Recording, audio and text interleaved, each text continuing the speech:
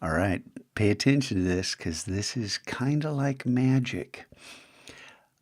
We have only one layer right now on this example, and we never, ever work on the background layer. We're not going to affect pixels on the background layer.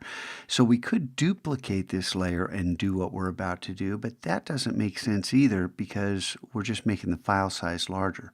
I'm going to add a blank layer, and we've got some distracting elements. If we zoom in, I'm going to hold down the space bar for the hand tool and add the command key and then just click and drag to the right.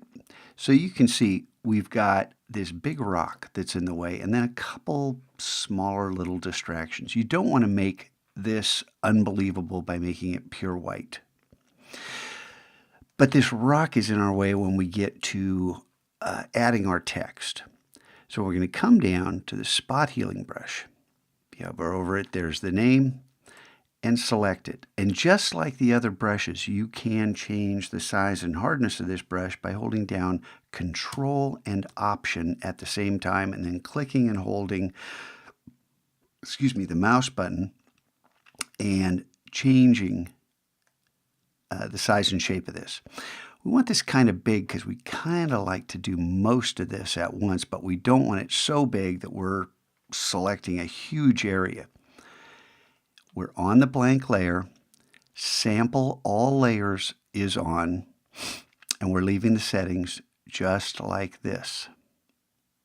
Now this works because the background's kind of simple. Watch, we're on layer 1. I'm going to draw out this hideous black shape and let go, and magic kind of happens. Now what about this? Click and drag a little.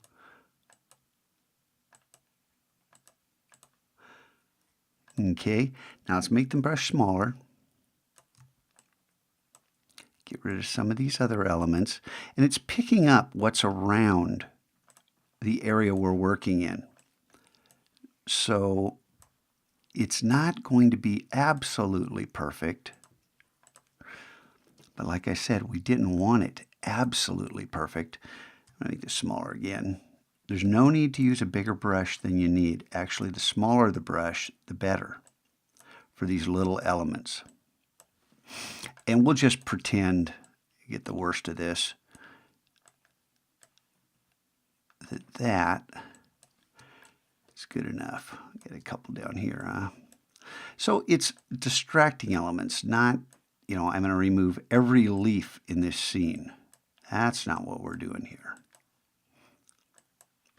And if big, long